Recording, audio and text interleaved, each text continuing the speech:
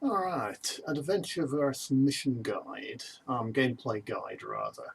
I just want to go into a campaign here, a little mission that I've made, this gameplay demo, and demonstrate some of the features that are common to all our missions here. So I'm going to take an ally on with me. I'm going to press the Add Ally button, select Betty Bruiser, who's a sort of strong brick type character. Go Add Ally, she appears in my list, go Apply, and she's now as one of my allies. Now I'm going to play Athenia, who's this Amazon character I've made, who's got a number of powers I've set up here to demonstrate various different things. So when you go into a mission, typically they all revolve around quests. We've got this quest here, Summon the Robots, appears in the quest log there. It's sort of 0 complete, that black bar's a progress bar that'll fill up.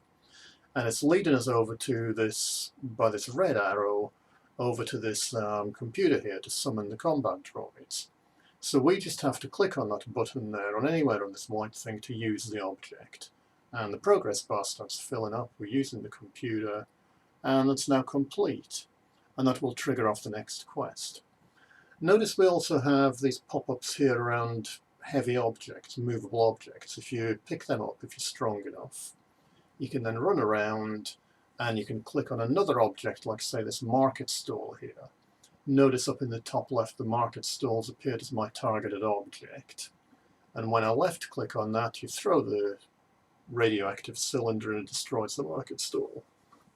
And the radioactive cylinder's got 1 hit point left after that damage.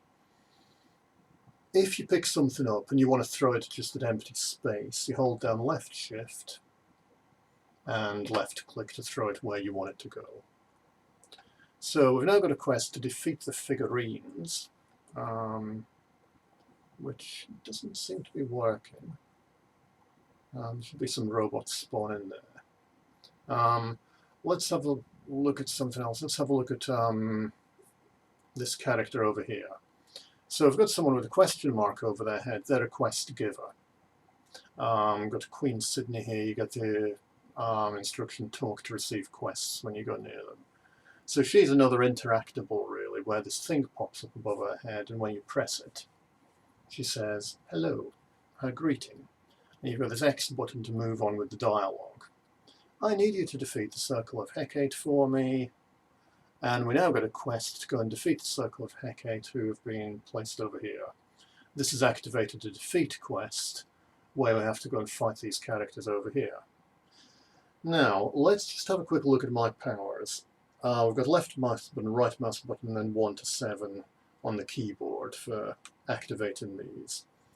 If I click with the left mouse button, it just moves me to the point I've clicked on normally, but if I hold shift down, like I did when I was throwing the object, it makes me do my swift kick. Or I can target an object like this crate here, and if I've got a targeted object, I'll kick that, or a targeted character. That's an instant power just doing some damage. The power punch on my right mouse button is a charged power. Watch this space above my character's portrait here. As I charge it up, go into a pose, and then release it after 2 seconds. That's a charge up power, where it's going to do 16 damage if I just tap it, 30 damage if I charge it up. Let's just demo that. Charge up on this market stall, boomf, and that did 27 damage. A little bit less because it's made of wood, it's a bit resistant to crushing damage.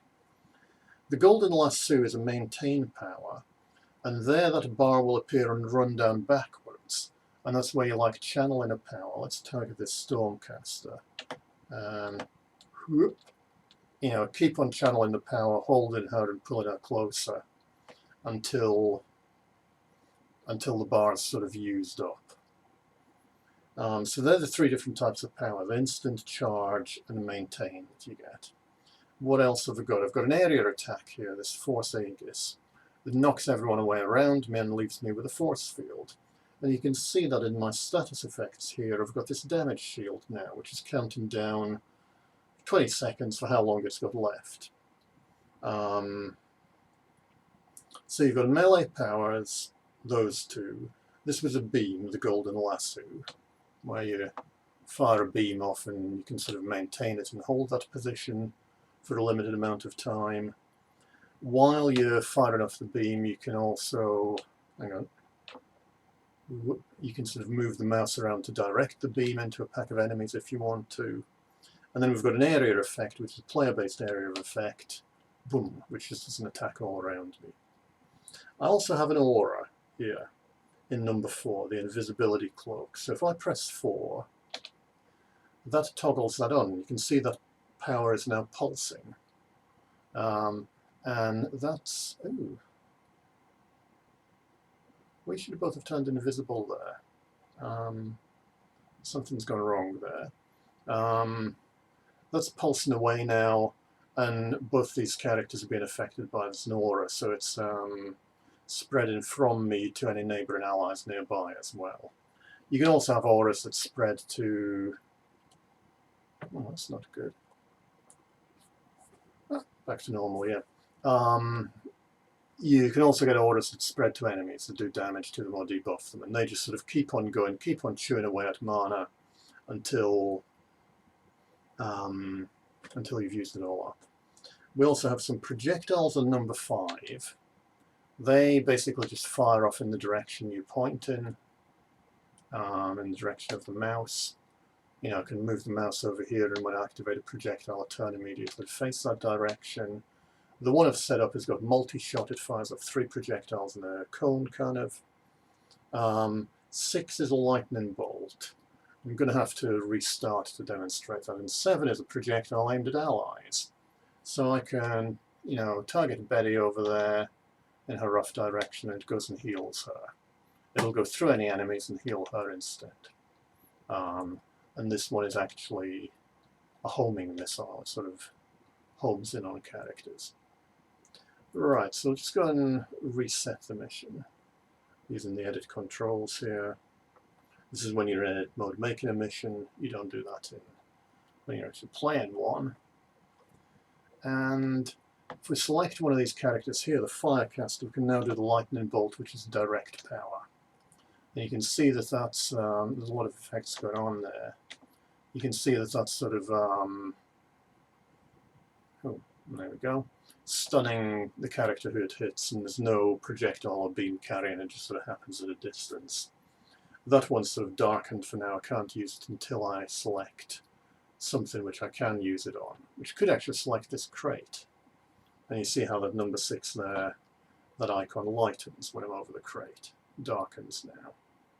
So if I want to lightning bolt the crate, no visual effects there. Well, there we go, there was a lightning bolt, that's better. On that market stall. Yeah, so they're the main way the powers work. You got all your quests up here. When a quest's been completed, it'll eventually disappear. Some of the robots one, there should be some robots for us to fight when we do that. When you go near interactable objects, often an object will have a little white dot above it if it's not just a throwable thing, if it's a special thing, and that turns into the head-up display there, the little HUD that pops up, which you can press like a button. You can pick stuff up if you're strong enough. These 2 characters do happen to be very strong.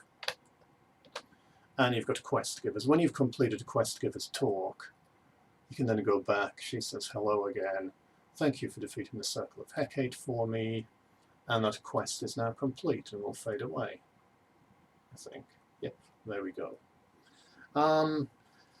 Yeah, the enemy AI, they're given powers like the player. They'll, by default, basically use their powers, choose which one's best to attack you. They'll buff each other if they've got ally powers set up. What have we got here? We've just got one boss this time. And yeah, they'll tend to mill around when there's a few of them as well, so they don't all stand in one spot where you can area attack them too easily. There are other things you can set up for the enemy AI, like whether they pick up and throw objects, how much they run around, and stuff like that. But generally they'll just sort of be using their powers to attack you when you get into perception range. Let's try the Invisibility Cloak again. No, that graphical effect's still not working right now. It was working earlier. If you're tagged as invisible, if you sort of use a power to make yourself invisible, they won't notice you until you attack, of course. Yeah, so it's a quick overview of the gameplay there and what all these helmets on the HUD mean. This is a little mini-map here showing the player as they move around the map. Yeah, there we go.